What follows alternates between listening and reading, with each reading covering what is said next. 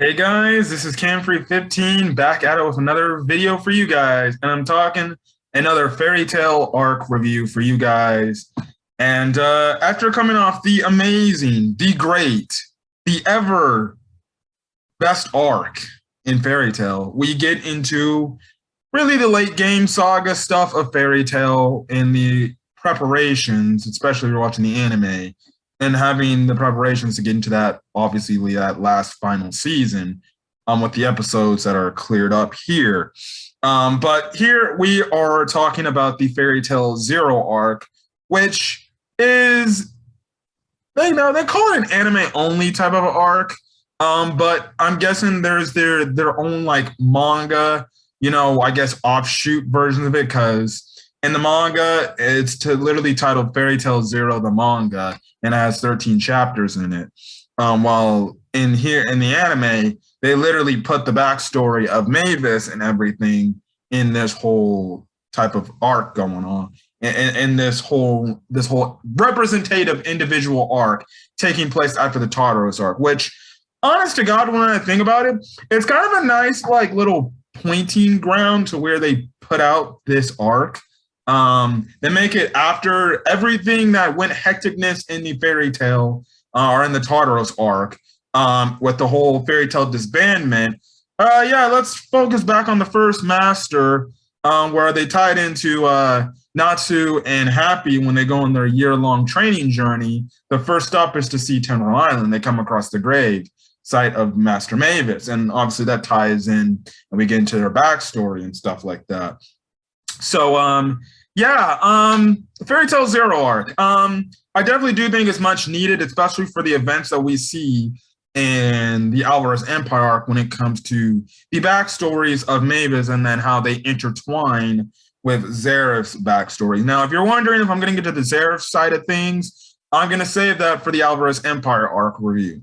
Now, the next video, which is the Avatar arc review, that cuts a little bit into are mostly the main Zeref backstory at the end of that arc. So that's going to be covered next week. But this week, we're strictly going to be talking about Fairy Tale Zero with Mavis. So again, like I said, if you're watching the anime, this is an arc that takes right after the Tartarus arc, after everything's done. While in the manga, it has its own, I guess, manga offshoot. I don't know. I'm thinking that's what it is. But the chapters in Fairy Tale Zero that it covers in its own representative manga for Fairy Tale Zero, it covers chapters 1 through 13. Now, anime episodes, it covers anime episodes 266 to 275. Now, again, like I said, obviously after the events of the Tartarus arc and Fairy Tale's disbandment, Natsu and Happy, a week after all this nonsense that has been going on, they are essentially on their training journey, and they get the idea, hey, let's go to Tenro Island and go see Master Mavis' grave, because last time we went to Tenro, we didn't get to do that. So they go to Tenro Island, they see Master Mavis' grave, and that's how we get kicked into the backstory of Mavis. Now, we get a flashback to many years ago, way before, I guess you can say, every character we now know in Fairy Tale was born. Well, probably about maybe only 3 characters that were probably already somewhat born, if not already kind of, I don't know, but I'll save that for later, because that's Alvarez Empire stuff. But in the year of 679, on Tenro Island, there was a wizard guild called Red Lizard. Now, at the time, we see a 6-year-old Mavis who is in the guild, and essentially she works in the guild to pay off the debt that her deceased parents apparently had. I don't think it's specified how her parents died. They just say, well, her parents are dead, and she's just been there and stuff like that, and her parents must have had some sort of whole thing going on. Hold on a quick second, guys.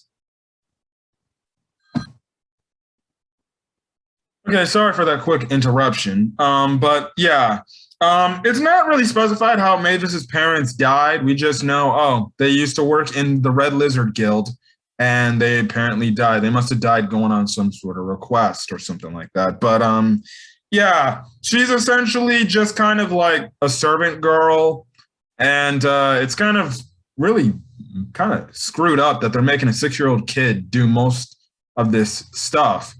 And everybody in the guild treats her like honest to God shit. It's like she doesn't deserve it. Like she's just a little girl, and then seems like nobody on Tenra Island really took Mavis in as like an adopted type of whole thing. So again, that's also another kind of effed up thing. So yeah. Now the guild master is called Z-Self. So yeah.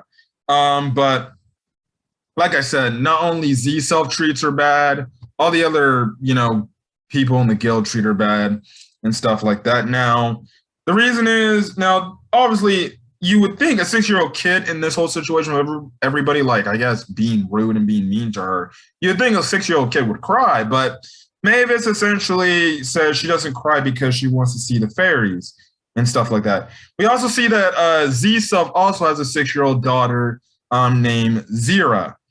Now, eventually Mavis gets this thing from Z-Self to say, hey, take this lunch to my daughter Zera at her school and stuff like that. Now, Mavis eventually brings it to Zera, but Zera tells her to kind of go away. So we even see that Zera doesn't like her. But the interesting thing is we see Zera's friends kind of start to like Mavis and start to grow around Mavis. But when Zera kind of tells her to go away, obviously she kind of forces her friends to be like, oh yeah, who wants to be with that freaking nasty girl and stuff like that. But at the same time, they kind of panel in on Zera's face, and you kind of see that she felt kind of bad what she was doing. But yeah, so yeah. But anyways, after doing that, Mavis eventually is walking back to the guild, but she ends up falling asleep. But when she reawakens, she sees obviously fire in the background. She gets to the main portion of the village, and she essentially sees that the village on Tenro has essentially been destroyed by Red Lizard Guild's arch enemies, and that is the Blue Skull Guild. And essentially, we find out that these two guilds always went to war against each other and stuff like that. So yeah, eventually they end up killing literally everybody in the village. Now, Mavis eventually finds Zera, whose legs got trapped under a building, and they eventually run away and stuff like that. Now, obviously, Zera is kind of emotional at this point because she's like, where are we going to go and stuff like that. I don't want to leave my home and everything. But Mavis essentially tells her, like, the things and memories of home are always going to be in your heart. Then we have Zera collapse. And yeah, so that's when we kind of find out that, after that event, everybody in Mavis's village was utterly dead and stuff like that. So this is when we get a time skip, literally. I feel like damn near every anime, the highest they go to is a 7-year time skip. They never do. I guess Dragon Ball only is the only anime I know that goes beyond 7 years, because they did have a 10-year time skip in that show. So yeah, but 7 years later, in the year 686, we see younger versions of Ward Sequin, the guy who looked like a tree at the start of the Sun Village arc, Precht, aka Hades, before he went evil. And then we see a young Yuri Drayar, which is the father of Makarov. And essentially, they arrived to Tenro Island to look for a treasure, which we later find out is the Tenro Orb. Also, we see Mavis and Zera. They're both 13 years of age at this current point in time. And yeah, so eventually, while the treasure hunters are a part of this guild, are in the whole thing. And fun fact, Precht, Hades, and Ward were a part of the same treasure hunting guild as the three treasure hunters from the Sun Village arc fighting Fairy Tail in that arc were there. Which, fun fact, I think they have a call at the end of this arc. They have a reference to those guys, but it's probably their great grandfathers in a way. So yeah. But anyways, Yuri ends up running into Mavis, who's in like this library thing, and essentially Yuri asks for like, I'm looking for the Tenor ore, but Mavis is like, you can't take that because that's one of the island's most prized, honorable like types of treasure slash possessions. And that's when he's like, okay, I'll play a game with you. And essentially, it's essentially like a game where you just can't tell a lie and everything. It's essentially like a lie detector test type of thing. And essentially, Mavis breaks Yuri down with utter freaking ease. Like, I love the whole comment where she makes like, "Oh, so how many times have you blinked? Because I believe it was 52 times." Now, trust and believe. And that was me. I don't think I'd ever be counting somebody's how many times they be blinking because I'd just lose track of time. How many times somebody blinks, and in front of me and stuff like that. So, good on Mavis, and it goes to show you that Mavis is a very smart, intellectual girl. And again, mind you, this is Mavis at age 13. Age 13 Mavis sounds like she's freaking 20 years old, which you can later find out why she was probably given the name Fairy Tactician. So yeah, and everything. Anyways, that was actually the first time Mavis and Yuri met. And essentially, and I do like the background information, especially, I don't know if they do it in the manga. I like how the background information and the monologuing for Mavis, she says, oh, this representative day was how many days till the Fairy Tale Guild was created. So when Yuri and Mavis first meet for the first time, it was only 95 days later that they created Fairy Tale. Now, like I said, Mavis eventually beats Yuri in the game. Ward and Preg eventually show up and tell Yuri that the Tenro Orb was taken. Now, Mavis eventually thinks that it was Blue Skull who did it because they were the people that raided the village and everything and stuff like that. So, yeah, now, this is when Mavis essentially requests the treasure hunters to let her and Zera go with them to essentially find the Tenro Island Orb and stuff like that. So, it was it was a nice way to start to this whole relationship and everything. So I really much like it too. Now, here he goes on to mention that even if they do encounter it, they might keep the Tenro Orb for themselves. And maybe it's like, well, okay, it doesn't matter because listen, right now our goal is the same. That's to retrieve the Tenro Island Orb and stuff like that. So yeah. Now, obviously, Yuri is wondering, like, why does she want to retrieve the Tenro Orb and stuff like that? And essentially, Mavis says it's important to her as well as wanting to see the outside world with Zera. This is when Mavis essentially introduces Zera to Yuri. But the interesting thing is Yuri's kind of like,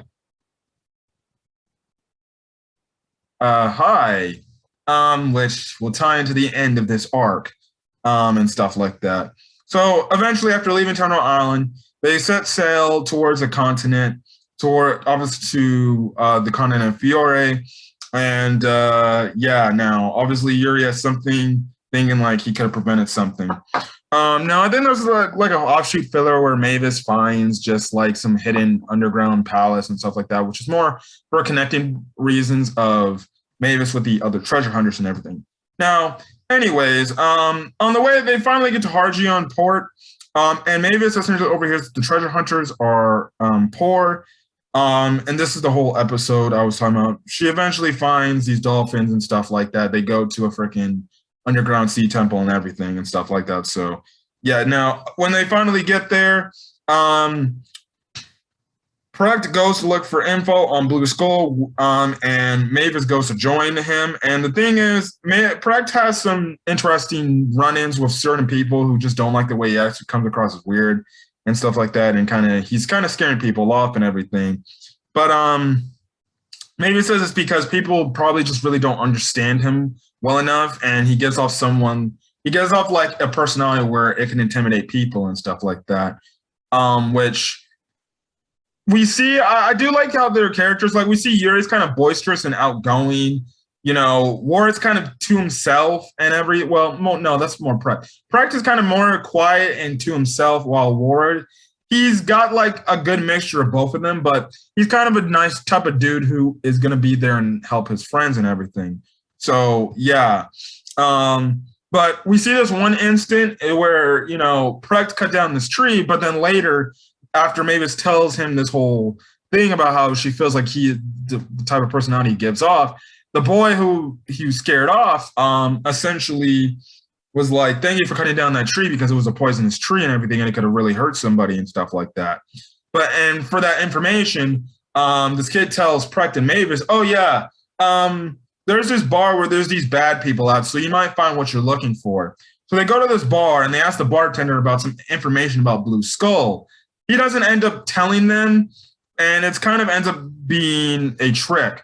Now we find out the bartender is a member in Blue Skull, and he essentially puts up a magic circle that's supposed to be some sort of explosive magic circle. But Mavis looks closer into it and is like, this is not a magic circle. This is a barrier type of thing going on and stuff like that. So when she leaves, she's like, well, I can fight back too. So she comes with her own magic that she studied on her time with Tenor Island, and she essentially brought out this beast-looking thing that essentially had everybody tell them, like, okay, this is the whereabouts, this is where you can find Blue Skull. Now, Precht asked about Mavis's magic, and obviously Mavis is like, oh, if you thought that was real, that's just a joke. It was all an illusion.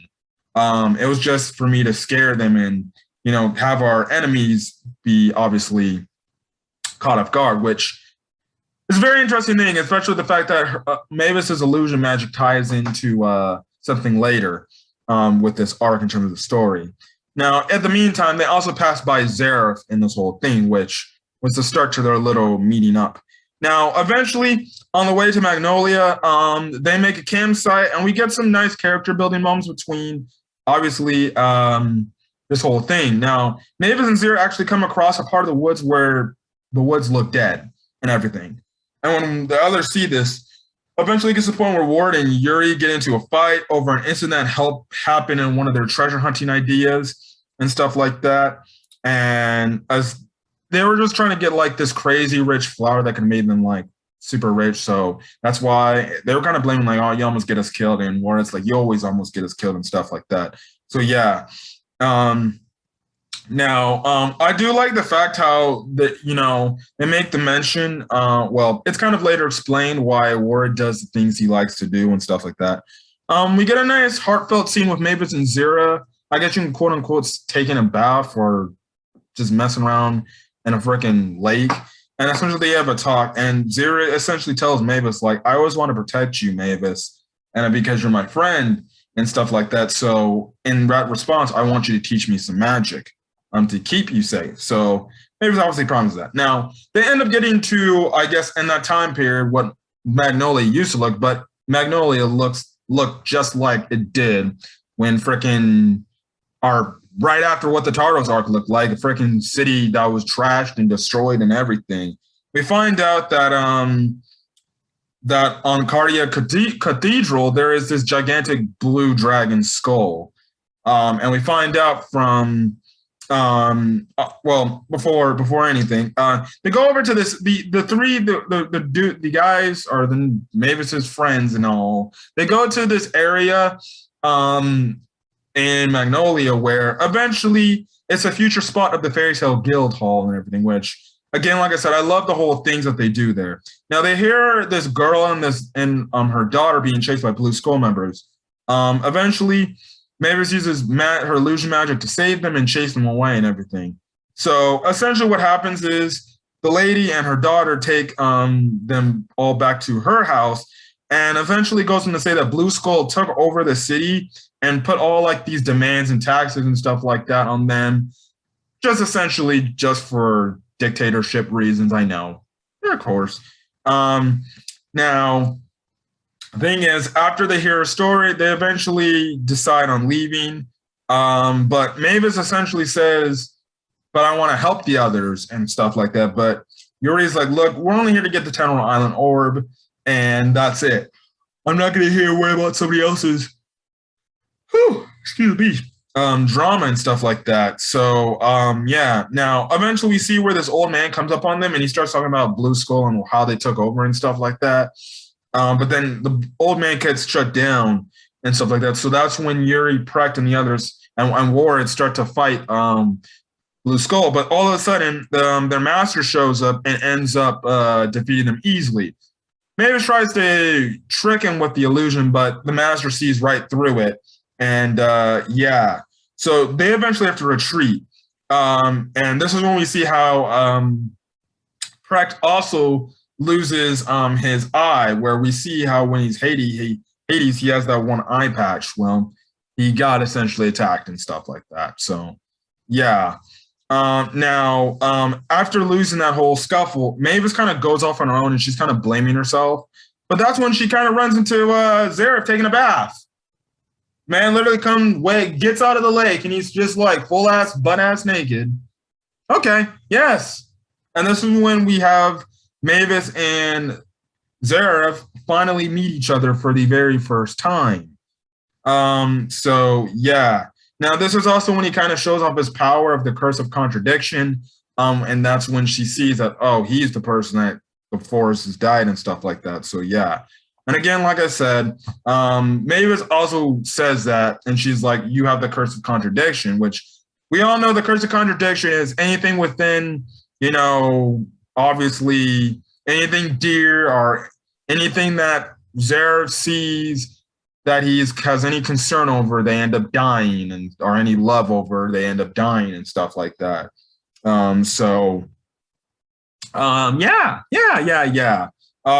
Essentially, Zeref walks away, but Mavis makes illusion of animals that Zeref thinks like, oh, it's legit animals and stuff like that. But Mavis tells him, no, it's only my illusions. And because of it, Zeref is like, you know what? I like you. You seem like you're a pretty good person. You're like the one person that's actually treated me kindly and stuff like that. Now, don't ask me how they end up having kids, but yes, don't ask me how. Don't ask me why. Listen, all I know is apparently Zeref impregnated the 13-year-old Mavis. Well, technically, by the time she really truly died, she was a little bit older. But I'm just saying for reasons. But hey, okay. So yeah, now this is when Mavis asked Zeref, like, hey, since you look to be skilled of magic, do you think you can teach me and my friends how to use magic? So obviously, because the kindness Mavis showed Zeref, he's like, yeah, sure, I'll teach you and stuff like that. Now he teaches essentially everything about magic we know up to this point in the series, like ether nano and stuff like that, the typical magic stuff. He also tells them, listen, how feelings play into using magic as well, in terms of how strong your magic power can get with your feelings and stuff like that. So yeah, now we see each of them unlock their own special magic. We have like Precht using his typical chain magic.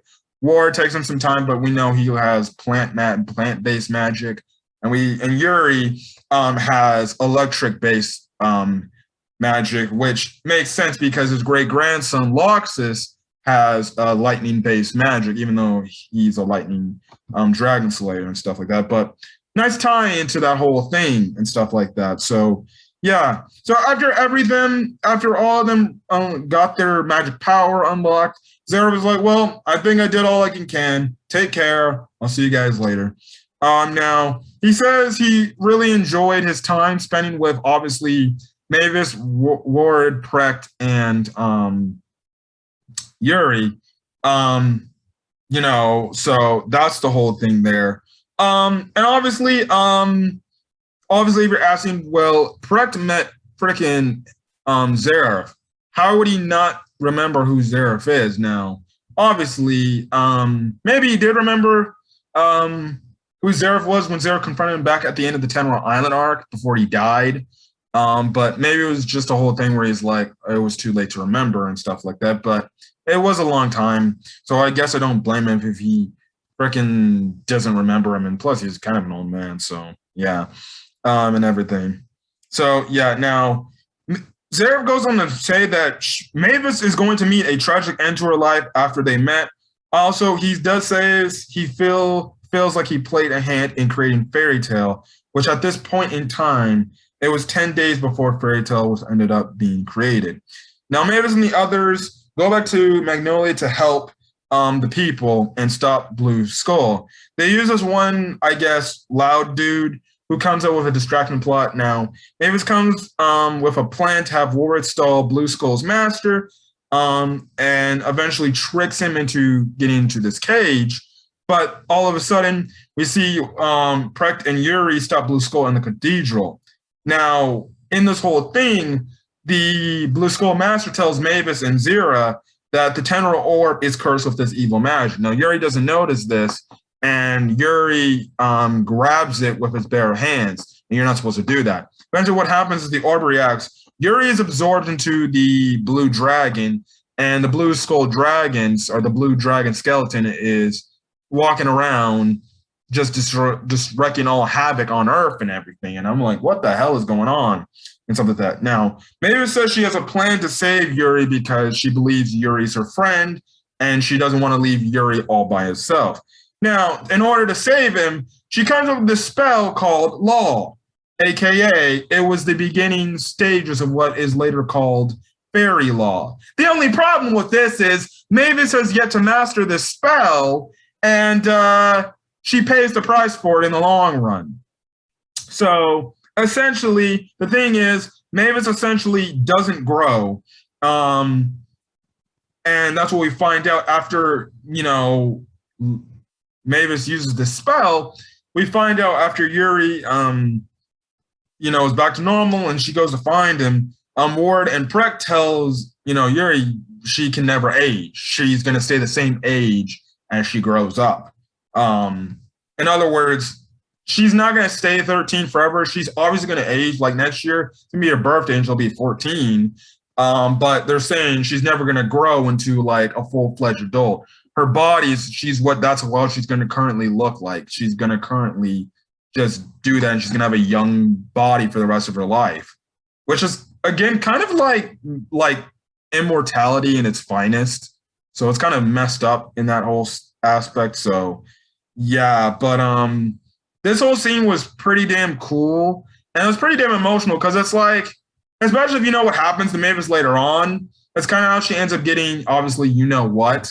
But it's kind of just like, wow, and stuff like that. And you really get to see Mavis as a character, just from the standpoint meeting Ward, Precht, and Yuri, how she understands the value of the friendships of just these strange dudes who just came across her, and she just befriended them like that. And those were truly her true friends.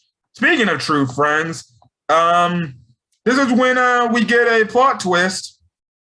And also, too, I forgot to mention, Yuri also says, listen, I want to be your friend forever, and I'm going to protect you with all my life. I really do have a kind of feeling if Mavis were to age, I really do kind of have a feeling that maybe Yuri and Mavis would have hooked up. Again, I don't know how old Yuri was at this time, but it's just pure out speculation. I feel like if Mavis could age, I would envision that maybe her and Yuri would have hooked up, but then again, maybe not. So yeah. But anyways, this is when we get shocking plot twist that Yuri says, oh yeah, Mavis, me, Ward, and Precht could not see your so-called friend named Zera. So yeah, so Zera talks to Mavis, and essentially Zera says that Zera's just an illusion Mavis made. And essentially we find out back on Tenra Island when Zera collapsed, Zera died there. She legit died. Probably because of the damage she suffered. She just collapsed. When she collapsed, she died. And essentially the thing is, Mavis subconsciously made an illusion of Zera that she didn't even know that was an illusion using magic. So since she didn't know, she always thought Zera was there and stuff like that. But in reality, she was like, you could say, talking to yourself, and nobody was there. And that's why I said earlier in the review that frickin' Yuri's like looking all strange and stuff like that when Mavis first introduced him to Yuri and stuff like that. Now, at first, Mavis doesn't believe Zera, but Zera says it's true. And Zera says, now since you're starting to believe it, I'm starting to disappear. And the thing is, Mavis can't recreate her because you can't do that.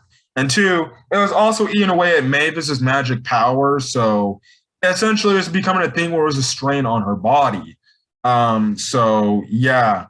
Now the thing is, Mavis essentially says in a very emotional scene, this whole scene with Zera was very emotional because, you find out this whole revelation from Mavis' perspective about somebody she would consider a friend her entire life, just an illusion this entire time. And essentially, Mavis like she won't know what to do. But Zeref says that listen, you have friends. You don't just, you didn't have me for the years we had together. I'll treasure those moments for the longest time. But you have legit friends you made, and those are the friends are Yuri, Precht, and Warren. Those are your true friends right there. And also some more background information too. If you're watching the anime version, every time they did the opening, like the introduction scene to the title of the episode, they'd have Fairy Tale Zero in the background. As you get farther near to the end of the arc, you would have it to where the zero or the O, or it's technically a zero, goes away and becomes literally non-existent. And by the time you get to the final episode revolving around the backstory of Mavis, it says Fairy Tale Zero, which I thought was a nice little touch, very damn cool. So I love what the anime staff did with that whole thing, because it shows you, it's kind of as connections between Mavis and Zeref and stuff like that. So yeah, but eventually when she ends up disappearing, she shows what she truly looks like to Yuri, and she tells Yuri, Ward, and Precht, make sure you take good care of Mavis and you watch over her and stuff like that. So yeah. Now, after some time, Mavis comes up with the idea to create a guild. And in April of the year 686, Fairy Tale was founded as a guild. Then a few months later, Fairy Tale essentially entered this trade war. And because of this is how Mavis was given the nickname the Fairy Tactician, with her brain smarts and stuff like that. And mind you, like I said, this is a freaking 13-year-old, 14-year-old girl that is in the middle bits of a war. And she's like a great freaking general. Now, there has been historical types of people in history where they were amazing at a freaking young ass age, but I'm just like, okay, she is the brain of everybody. So yeah. Now, a few years later, in the year 690, we see Yuri gets married to his wife, which ends up being Makarov's mother. And also in the same year, the Second Trade War finally ended, which creates the Inter-Guild Conflict Law, which, if you remember, the Inter-Guild Conflict Law was at the time when no guilds could fight each other. Also, I forgot to mention too, the Blue Skull Master, he got away, and eventually he was looking at the start of Fairy Tale's creation, and he's like, oh, Fairy Tale, huh? Well, let me make a counteract to that, and he creates Phantom Lord. So he starts Phantom Lord, which I think was nice background information there. So essentially, you can see from all the way back then, Phantom Lord has had it out against Fairy Tale for all these years and stuff like that, tying and all the way back to Blue Skull. So technically, Phantom Lord used to be called Blue Skull. So yeah. Anyways, in March of the year 696, which is 6 years later, after Yuri got married, Makarov was born. A year later, Mavis passes away. So technically, Mavis, when she founded Fairy Tale, 14. I don't know. I have to count that out.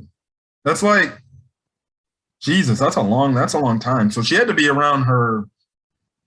If she was 13 and 686, around that, by 697, she had to have died when in like her early 20s. So yeah, now we know how she passed away. I'll just keep that till that's later revealed, which is in the Alperos Empire arc. So yeah, now also in that same year, Precht becomes the second master of Fairy Tale. The second master of Fairy Tale at the time. Now, 3 years later, in the year 700, sadly, Yuri passed away. We don't know how he died, how Makarov's father died. It would have been pretty cool to get some background information. If they did say how Makarov's dad died, I would like to know, but I would think he would relatively still be young, so he must have died by premature natural causes, I'm guessing. Now, literally 31 years pass later, and in the year 731, this is when Pret starts to get into the whole dark sorcery and look into the primordial magic type of things before his eventual turn into becoming Hades and stuff like that. Also in the same year, Ward just ups and leaves the guild of Fairy Tale, and I think that's kind of what put Pret kind of over the edge since, yay, Yuri's dead, now Ward left. I'm guessing Ward maybe left probably because maybe the death of Yuri probably got to him too much and he couldn't be in the guild where he could just go and knowing that the friend he started the guild with is dead now. So yeah, I could definitely see how it broke them. 5 years later, in the year 736, Pret eventually leaves Fairy Tale. That's when we find out he becomes Hades and stuff like that. And that's when he makes Makarov the third master of Fairy Tale. In 784, Fairy Tale is stuck on Tenro Island, which obviously is the events of the Tenro Island arc at the end when they were stuck in the fairy sphere. A year later, Makao becomes Fairy Tale's fourth member. And in 791, the main members of Fairy Tale return. Gildarts become the fifth master, only for Makarov then to become the sixth master. And that's kind of where the whole story kind of ends. And then the arc ends with getting a 1 year time skip after the events of the Tartarus arc, where Lucy is at the Grand Magic Games arc in the year 792, which again, like I said, is a whole 1 year time skip. That's kind of where the episode, that's kind of where the arc ends. And yeah, but the Fairy Tail Zero arc, I enjoy the arc from the standpoint it gives us more backstory to Mavis. Now, it doesn't really wrap up how she eventually passed away, because we know she passes away. That's later explained in the Alvarez Empire arc, if not early Alvarez Empire arc stuff. But I thought it was nice having like these characters seeing like a younger Pret and Ward from characters we've seen in the series already. You know, it's pretty cool to see and stuff like that. Like I like the whole thing with Ward in this whole arc where he makes a mention of like, I want to learn magic so I'm able to protect Pret and Yuri because they're always the ones saving me. And I want to be somebody that, you know, I can save them and everybody. So, you know, I really do like that. Or I think that was Yuri that said that. I think it was Yuri that said that. I forgot. It was one of the two who said that. I really did like this arc. Getting a more understanding for Mavis, you can clearly see Mavis was a very cheerful, upbeat character, and definitely a character that definitely deserved to be the first guild master of Fairy Tale. Definitely, I enjoyed her character, and it was definitely a fun blast to see and enjoy. But I really did enjoy this arc. I loved Ward, Yuri, and Pret. I thought they were all great characters in their own thing. The Zero stuff was crazy. And again, you know, this arc, you know, doesn't have many emotional moments, but at the end, it did have an emotional moment. And I do like at the end of the arc, they give a timeline of every major Fairy Tale event of the guild up until we're currently at right now in the story, which I thought was pretty damn cool. That they made a mention of like, oh, we're going to put all these different timestamps of what happened, who's this happened and stuff like that. So yeah, but other than that, that's kind of it. So next Monday, guys, we're gonna get into the final arcs of Fairy Tale, and that is the Avatar arc, and then later the Alvarez Empire arc. But next week, I'm going to be talking about the Avatar arc, which essentially revolves around after the 1 year time skip, Nasu finally returns and meets or runs into Lucy yet again, and the two decide on recreating the guild or bringing the guild back together and stuff like that after its disembarkment or disbandment. But other than that, guys, if you guys like the video, leave a like. Put in the comment section your thoughts on the Fairy Tale Zero arc, as well as anything else you'd like about the Fairy Tale Zero arc. Hit that subscribe button if you want to get more Fairy Tale arc reviews. And yeah, but other than that, guys, I'll see you guys next week. The Avatar arc review. Till then, guys, I'll catch you guys in the next video. Peace.